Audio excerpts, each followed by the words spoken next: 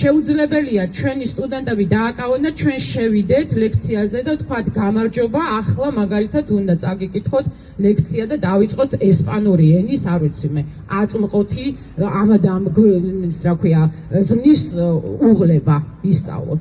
ასეთი რამ არ იქნება ქვეყანაში. იმიტომ რომ როდესაც დიქტატურა ჩვენ გვიცხადებს ომს, ჩვენ გვაქვს ყველანაირი უფლება დავიცვათ მთავარი იარაღით თავი. და ეს მთავარი იარაღი არის ჩვენი სიტყვა. და ჩვენი მართალი სიტყვა. აი ამ მართალი სიტყვით ვდგავართ რუსთაველზე ამდენი ხანია. მე ასე ვუთხარი ჩემ სტუდენტებს, შემდეგ კვირას თუ შემოხვედით ლექციაზე და მე არ დაგვხვდით, იცოდეთ რომ მე დამიჭირა დიქტატურა. და რატომ? იმიტომ რომ მე ვიცავ დემოკრატიას და მე ვიცავ ყველაზე მნიშვნელოვანი იარაღით სიტყვით დემოკრატიას.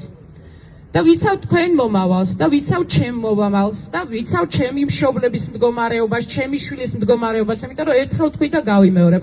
ევროკავშირი არ არის ჩვენთვის რაღაცა იდეა ფიქსი. ევროკავშირი არის ის ღირებულებები, რომლისთვისაც ამ ქვეყანაში, მათ შორის ამ უნივერსიტეტის დამფუძნებელი და დამაარსებელი მამები იბრძოდნენ. აი ასეთ უბედურ დღეში ვართ და ეხლა აი ამ უბედურ მდგომარეობაში ჩვენი გამოსავალი არის ის, რომ ყოველდღიურად აი ასეთ რეჟიმში გავიღვიძოთ და ვთქვათ, დღეს მე ვიცავ ჩემ ქვეყანას, ვდგები ჩემი მთავარი იარაღით, რაც არის მართალი სიტყვა, მივდივარ როგორც ლექციაზე, მივდივარ რუსთაველზე, მივდივარ მარშზე, კითხულობ წიგნს, იმიტომ რომ ვისწავლო მეტი, იმიტომ რომ მეტად გამოვადგე ამ ქვეყანას.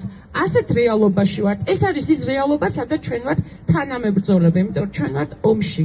დიახ, აი ამ დიქტატურამ დიდი ხანია ჩვენ გამოგვიცხადა ომი.